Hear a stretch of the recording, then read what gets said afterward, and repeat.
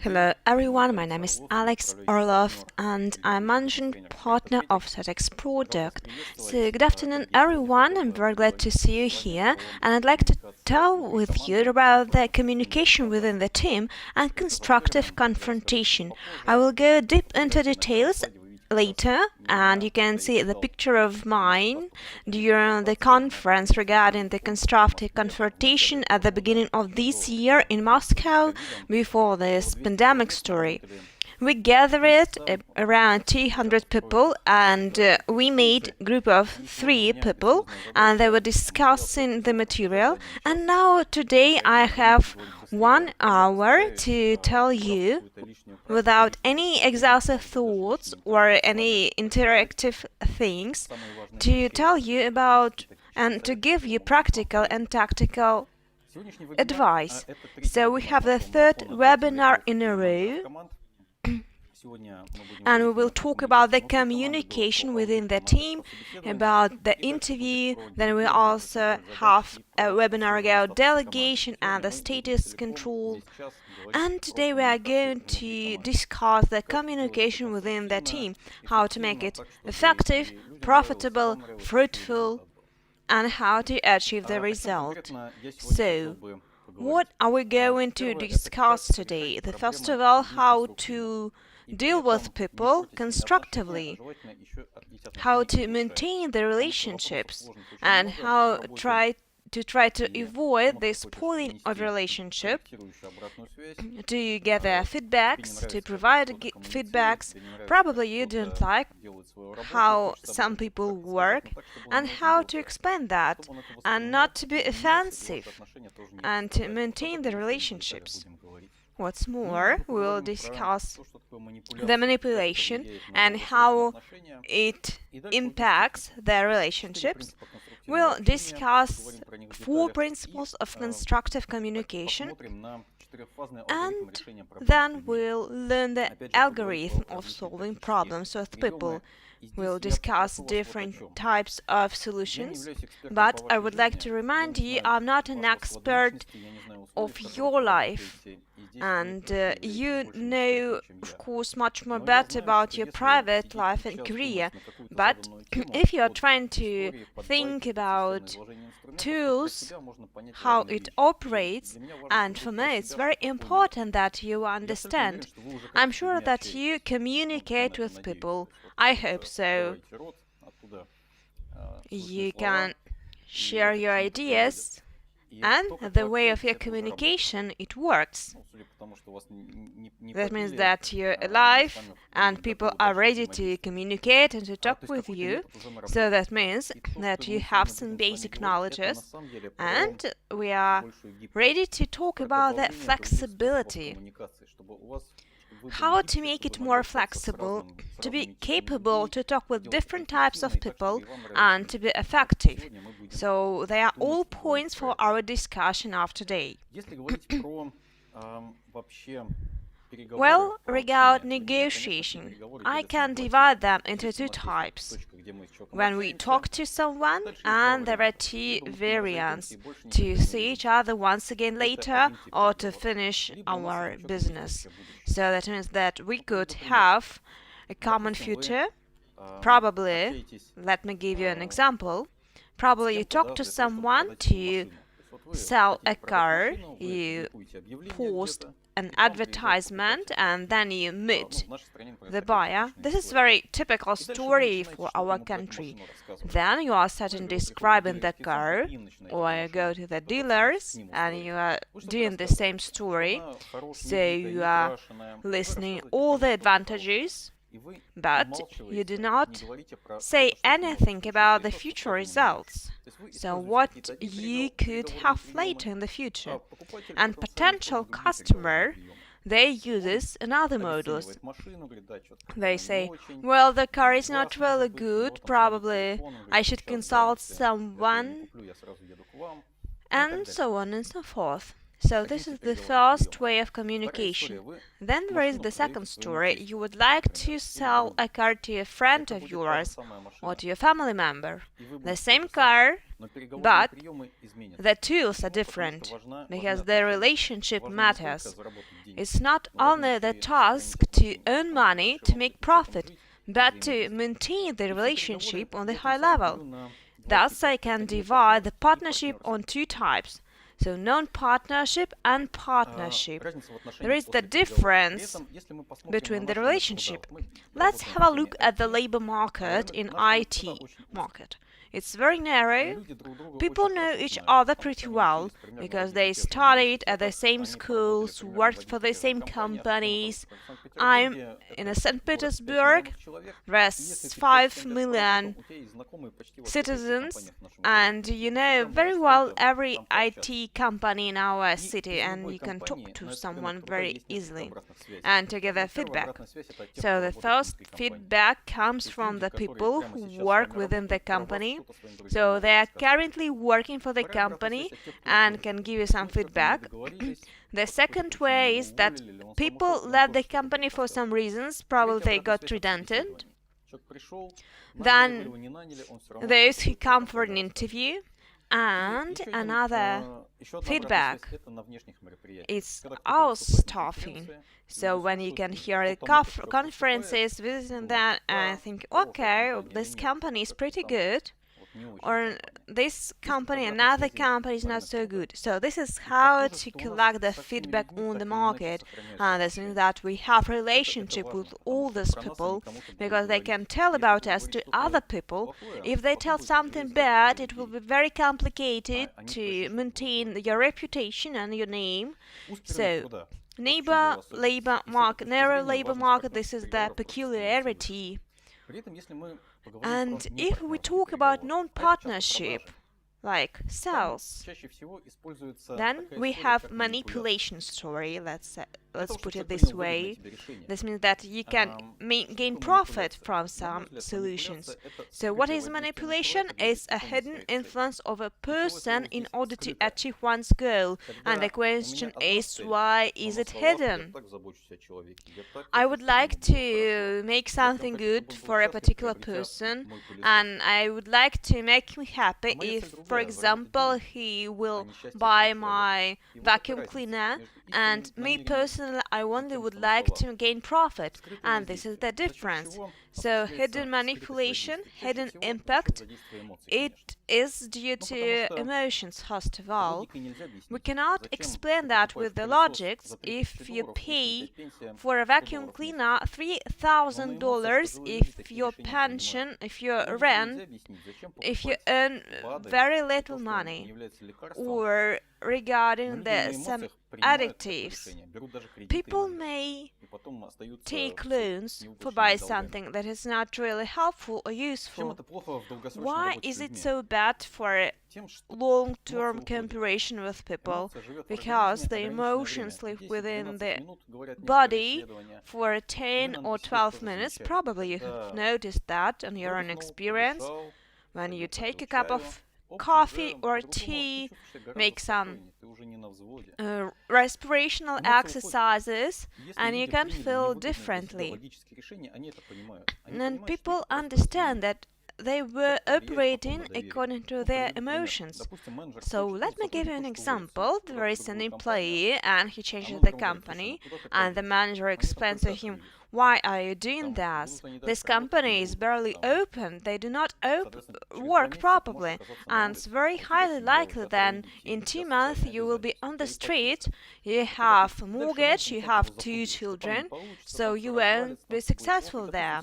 Thus, the employee probably is scary, and his colleague decided to move to another company, but to tell the truth, he earns pretty well, and well, as the end, as the result, what does he or she think, and how will it influence their relationship, the trust, the open mind that they have, how they will explain the conditions or the status.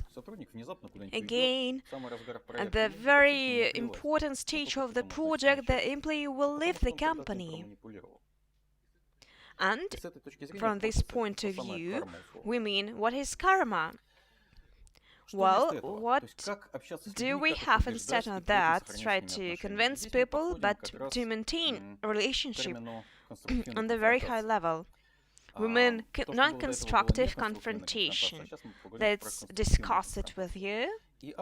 And the author of this term is Andy Grove, one of the founder of Intel company. It's a real legend. He published several books, very important, very interesting ones. And he missed that there is some story that he threw a stool, a chair into his secretary, but still this notion was created by him, and it is promoted within the company. And what is important is the necessity of being able and capable to hear and to listen to other people. That's very crucial. And at the same time, try to stand firm on your position. So the technique that was proposed when I was been working for Intel, I was quite skeptical. And I didn't pay much attention for that. And since I started my training career, it was after I left the company in 2008, and I started reading the book, and I got it. Then he was right, and together with my colleagues we were operating and working on these terms. We had several examples from practical psychology, and we started working on non-constructive confrontation. So we took around 50% of his notion and we added our own ideas. So the first one is the principle of confrontation, the second one is algorithm, and the third one, they are technical tools. So when you have a discussion or you participate in such discussion, how do you understand that this conversation is not constructive? I put this question very often to our audience. We go into circle and we trying or talking, being very emotional to other people. We can notice it very easily. Just try to analyze yourself. When you raise your voice, probably people don't listen to you. Okay, let me repeat that for the third time to you. So we think probably that thus it will work, but actually this doesn't work. And my colleague probably told that probably you will fail, and yes, sure, you failed, and you would like to kick him, because only a month ago he was quite positive, and now he approaches to me and tells me the thing. So, regarding the principles, the first one is timeless. This means that you should talk and discuss a particular problem when it happens. Try to explain the ideas at the same time, at the right time. The second point is targeting, that you should discuss the problem with that particular person who is responsible or who is capable to solve this problem. Regarding, for example, translocation or transition to another office, how to change it, how to explain the bosses that the employees are not satisfied with the job. And this conversation, like after, for example, spoken for a colleague, someone goes to the bosses to explain, that means this is constructive. The third one, they are facts and data. When we talk, we use very different vocabulary.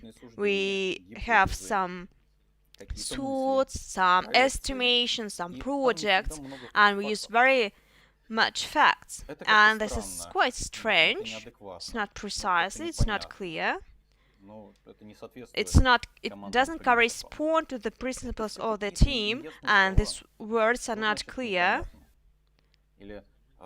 Or in our team we do not have such team spirit. What is it? When you enter to a room and you can feel, you can perceive it.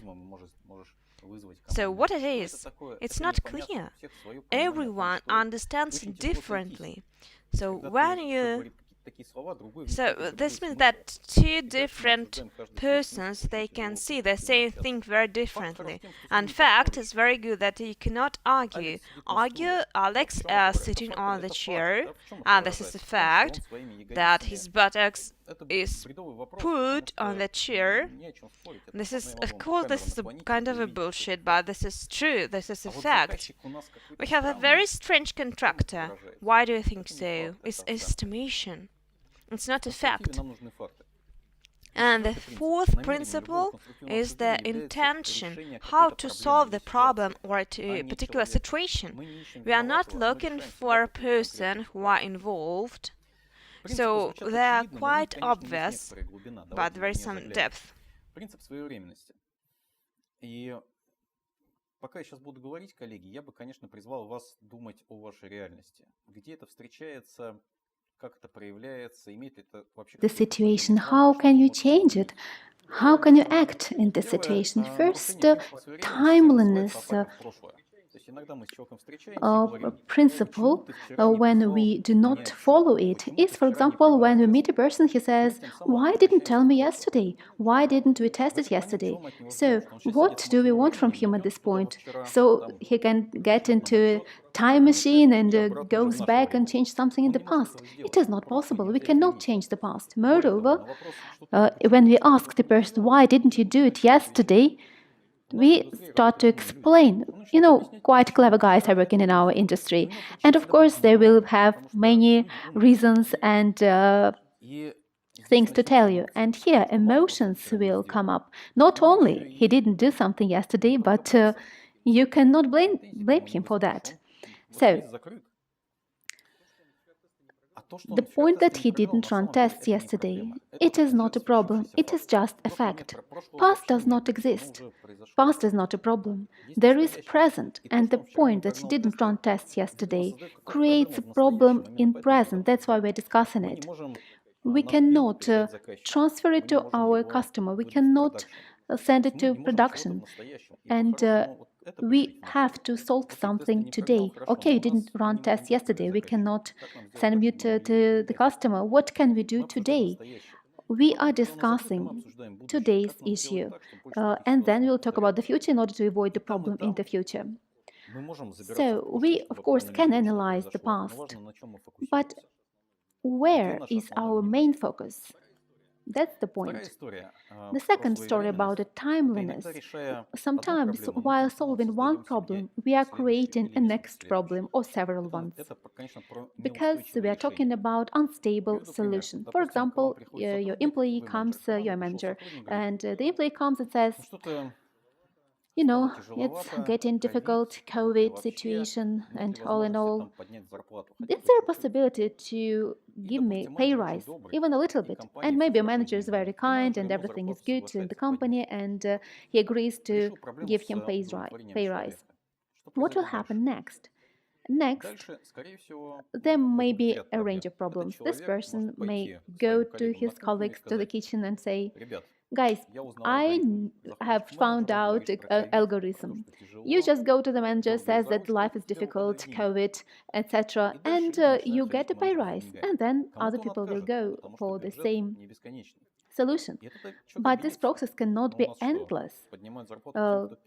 And at some point, if somebody does not get a pay rise, they will get upset. So do we only have the first come, first served situation? Of course, it is not efficient. And from the point of view of director, okay, we have a kind manager. Yet we have a customer, a very precise and accurate customer that we need to negotiate quite harshly with.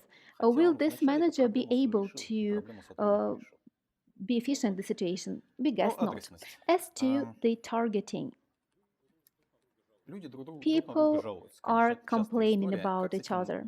It's quite a frequent story. And my question is usually, well, look, why are you telling me this now? We wrote it in the newsletter, but still I will repeat. There was one colleague of mine who would always come and complain about her client. And every time we would be there with my colleague, and he would be protective about her against the client, and it was triggering negative emotions, because this is your job. You have to communicate with the client so that he is happy. Why are you protecting her? And at this point, we get into Karpman triangle: a victim, rescuer, and the follower. So the situation is repeating. And at some point, I asked this question: why are you telling me this? There was a pause. Yes, why am I telling this? Maybe I want to support, maybe I want advice, maybe I need help to understand the situation better. What do you want by telling me this? In coaching, it means clearing up the question. And of course, it saves energy and time and money. Another targeting issue is when we start discussing problems via emailing. At this point, all team starts following the situation. They get out their popcorn and starts popping it up while following the situation and following your arguments, and the process can be endless, right? Three things can be looked at endlessly when you look at the fire, and the clouds in the sky, and your colleagues arguing. Why it is so difficult to get to an agreement? Because these people do not only try to solve the problem, they also try to keep their image as professional, as a constructive person, as a manager of the team. And from the point of view of targeting, we should avoid a situation when everybody gets involved in the conflict. Better see each other face to face when we have this possibility after the COVID finishes, and just talk to each other, listen to each other, find a solution. And after you find a solution, you can get back to your team and explain. The team has to be explained what happened in order not to leave any unclear places. Facts and data. Here, I'm really advising to clear up all the unclear things. Just be numb, be stupid. Of course, I mean, just understand the real normal words, but it is a very useful skill for communications. For example, my favorite question is during interview is, look, who would be your ideal boss? I ask this question because I want people to respect me. I want them to see that I hear them. Or what is the respect for me? Sometimes they say, I want my boss to listen to me. I want to be heard. It's important to get to the point of understanding. Otherwise, it's not possible to work together. Or you have irresponsible employees working for you. They give up on their husbands or wives or whatever. What is irresponsibility? What we need to find out what facts prove for you this or that feature. Without these facts, we cannot agree on things. And next point is the intention to solve the problem, not a person. For example, when you get a new employee, you do not know what kind of emotions you will trigger within him. Maybe you remind him somebody from his childhood, maybe a bully guy from his school, somebody who was oppressing him. You do not know what kind of psychological transfer he will have. It is a psychological term, psychological transfer, when the person starts thinking about the past. And in the end, when they explained the reasons for the problem, because I was not sent documentation on time, etc., they try to transfer it onto different people. They are responsible, not me. What can be recommended here? We recommend a scheme. Look, let me try to draw a scheme how it happens. You take a sheet of paper and draw. So here is a triangle, here is a little arrow, so here is the points, and here you see not people arguing, but triangles quarreling with squares. And this schematic vision makes things easier. This method has been tried out many times and very successfully. It is called dissociation. We forget about ourselves and try to solve the problem. Let's have a look at these four principles: timeliness, targeting, facts and data, and the intention to solve the problem, not a person. If you want to get some more usefulness from this masterclass, I would suggest you thinking about the reality you are in now, the reality you are working in.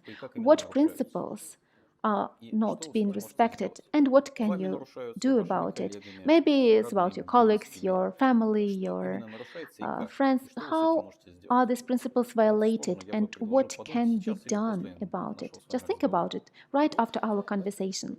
All in all, these principles are clear, and that's good. But what's bad? That there are no exact recommendations, the exact practical questions. Where should I start? What should I do? And here comes the algorithm for constructive confrontation. We have four phases here. Discussion itself is phase 2 or 3. There is pre-discussion, post-discussion phases. Preparation comes before and control comes after. Discussion itself splits into parts. First part, we discuss the problem. Second part, we discuss the solution. And there are points of contact between them. What are these points? The point of agreement on the problem. When we all agree on what the problem is and the situation is problematic, at this point we can start solving it. Because if the other person does not agree there is a problem and we are trying to impose the solution, he will resist. He will give in without understanding or fighting with us, or he can say, okay, I'm an employee, you're the boss, let's just do whatever you say. And at this point, it's highly inefficient. Why it happens? Maybe because you do not understand. Or he will start the regime of Italian strike. It's when everybody starts working only according to instructions. On the plant territory, we have loaders who have to drive 5 kilometers an hour, not quicker. And usually it paralyzes all working process. You can say, okay. And they start to write one letter a day, but I cannot do it quicker. I told you, it is only possible at this pace. We cannot integrate quicker processes here. You see the result. It is a resistance called Italian strike. What's interesting that sometimes intuitively we jump into a solution. For example, the manager went to an online conference. He heard something insightful and got inspired. He got back to the team and says, guys, I understand. We need to implement Scrum or Kanban or something else. And at this point, the guys have questions marks in their eyes. Why? Somehow we have been working before. We were releasing billboards and we were producing works and we were satisfying our customers. What problem are we trying to solve by implementing this? The resistance will always be when we do not understand why do we do this. Let's have a look at each section of this block a bit more in detail. You see in slide we have preparation part. First of all, we have to understand what problem are we trying to solve. And if you have a problem with somebody, with a person in your office, I advise you just to take this problem and try to analyze it, try to follow this algorithm right now and here. So, what is your problem indeed for you? About 10 years ago, We were having a training in one of the cities, and there was IT company, and the manager said, "There's a problem. Sometimes I'm going down the corridor and I see the employee is watching porno in one of the offices. What do I do? Shall I join him? Shall I tell him something?" It's not very clear, but the fact is that he is watching porno. But well, the fact is maybe he is relaxing or just getting rest. Maybe we just need to do all the same thing and everything will be fine. So we need, of course, it's an anecdotic situation, but we need to understand what's the problem for us. Another situation, now I have managerial supervision sessions with my students. So we call each other and discuss real life problems. I'm coaching my students in this discussion. So the student might say, of course, within confidentiality. And somebody says, we have a colleague when we're arguing, and when he does not have any more arguments, he says, I don't know, why do we have to discuss it? Like he devaluating the problem. And I'm saying, what's your problem? I don't know what to say. So you don't know what to say. What's the problem? And then we find out that the problem is that it happens when their common boss is there. And the person does not know what will be the boss's estimation of this situation. Maybe it's his weakness, his incapacity of bringing up arguments and reasons, etc. So we need to understand what's your problem in the situation from your perspective. There are a couple of questions which help to identify. For example, you have to understand how it influences your work if the problem persists. If you don't solve it, what can go wrong? Aim. What do you want to achieve? What do you really want to get in this situation? Otherwise, people will get it in their own way. For example, some managers say, I have a problem. My employees spend time on social media, Facebook, Instagram. I thought maybe block the access to social media on the IT system level. Do you think it will be helpful? I don't think so. Because if you block the access somewhere to a technical guy, he will have a new challenge. He will be very motivated by bypassing this restriction. Here the manager sees two phenomena. Employees spend too much time on social media, and the employees do not work well enough. And in this mind, there is a connection. But maybe it is the opposite connection. Why people do not work well? Many reasons. Maybe they do not understand the task. Maybe they do not get adequate feedback. Maybe before they were working for a project, it was 3 months and it was dropped. And this time they're not motivated, knowing that the project will not get realized. And now they have some free time and they spend it on social media. You have to understand, what do you want? What do you want in the situation for yourself? I want, and etc., etc., etc. I want them to work more. That's something you have to talk about with them.